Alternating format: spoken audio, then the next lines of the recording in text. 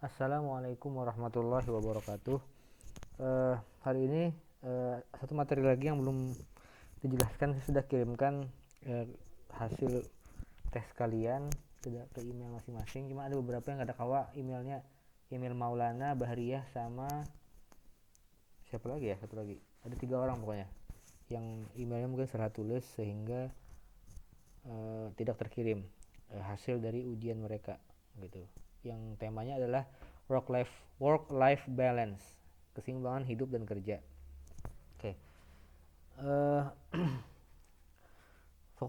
yang pertama vocabulary itu kan kosakata idle chit chat.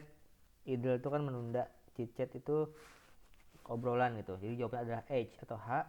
Talk that is not informal, pekerja apa, ngobrol yang tidak ada hubungannya dengan pekerjaan. Mungkin kalian sering lah mengalami ketemu teman di kampus ngobrol tidak sesuai dengan tema kuliah gitu. Nomor 2 maternity leave, cuti hamil, cuti kehamilan, cuti karena hamil gitu atau melahirkan.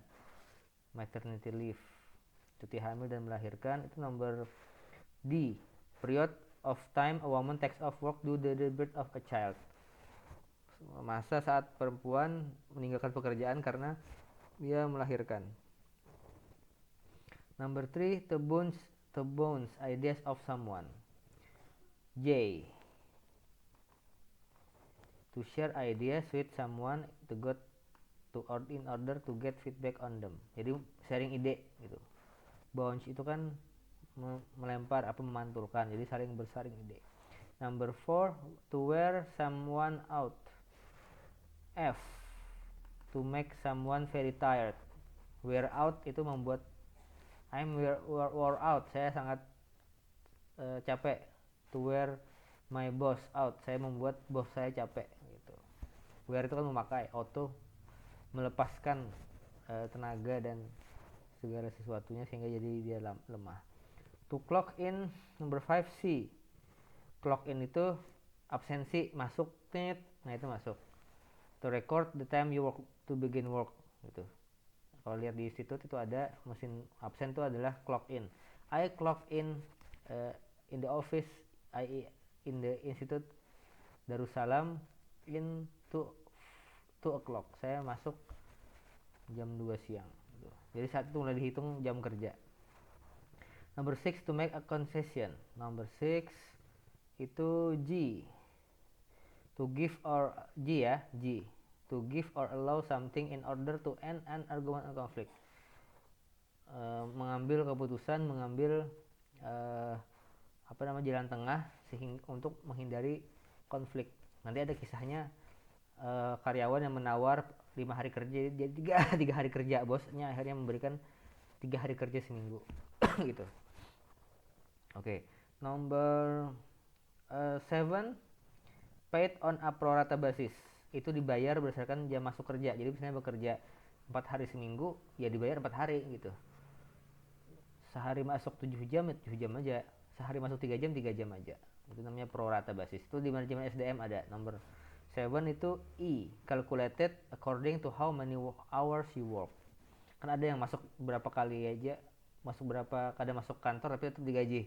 Tapi sekarang rata-rata baik PNS ataupun swasta itu pakai pro rata. Jadi berapa hari dia masuk, berapa jam dia masuk, itu berdasarkan absen itu dihitung gajinya atau pendapatannya.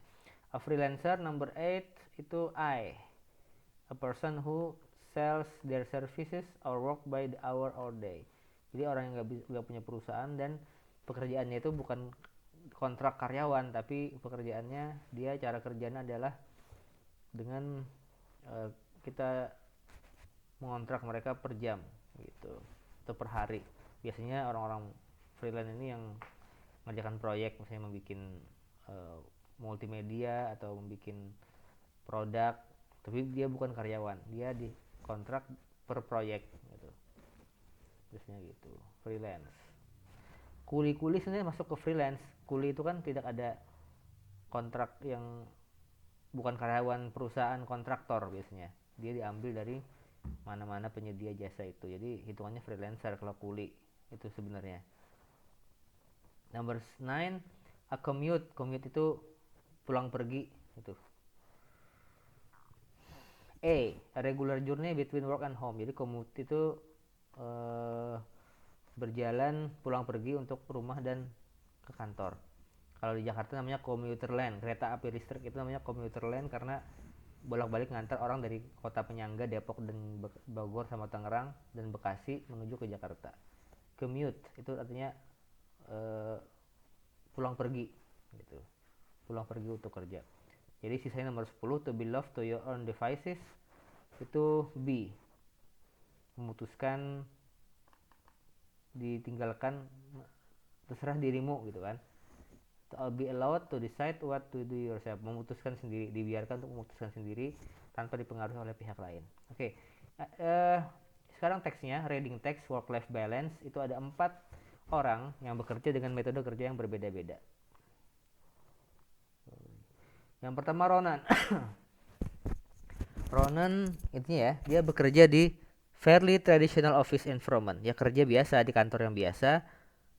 Masuk dari jam 9 to 5 job, jam 9 pagi sampai jam 5 sore. Tapi yang membuat dia suka pekerjaannya, tapi but it is annoying, sangat mengganggu, sangat menjengkelkan, that my commute to work takes an hour and a half.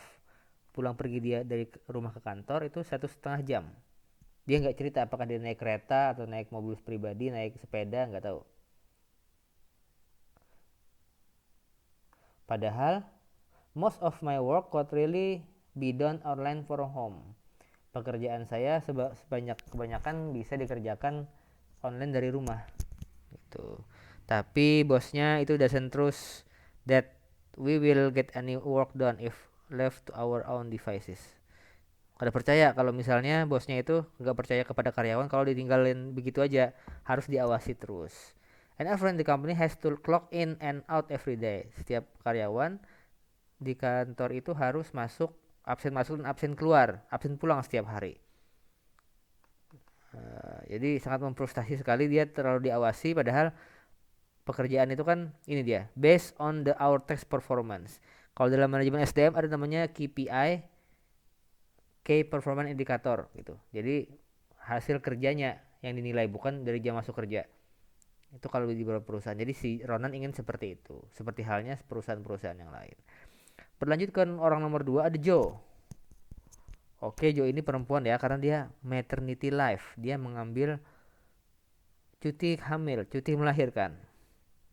Oke, Joe ini asalnya bekerja 5 hari dalam seminggu, Senin sampai Jumat.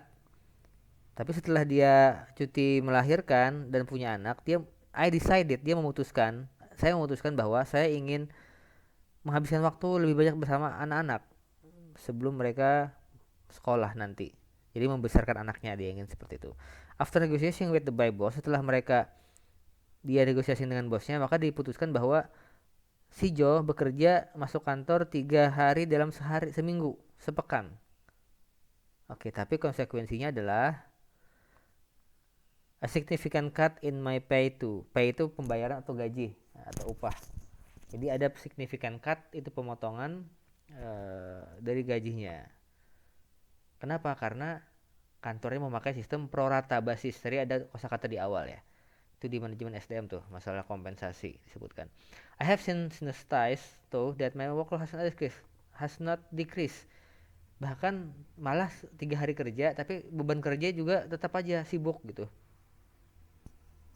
I am not doing 5-day worth of work in 3 days. Saya mengerjakan pekerjaan 5 hari dalam 3 hari gitu. Tapi dibayar sedikit daripada itu. Dia inginnya dibayar kerja 3 hari tapi dibayar sesuai dengan pekerjaan 5 hari, karena pekerjaannya sesuai dengan beban pekerja 5 hari, tapi dibayar sesuai hanya dengan 3 hari karena itu tadi gitu. I find myself having to take work home. Dia harus mengerjakan pekerjaan di rumah. It is wearing me out. Masih ingat tadi kosakatanya, ini melelahkan saya jadi lelah. Trying to juggle work with looking after my children, mencampur antara bekerja dan memelihara anak dan family. Tapi saya nggak berani membawa itu mengadu ke bos, karena bosnya sudah memberikan kompromi kan, hak concession, memberikan keputusan yang besar, kompromi yang besar, memberikan dia kesempatan kerja 3 hari dalam seminggu. kan ada yang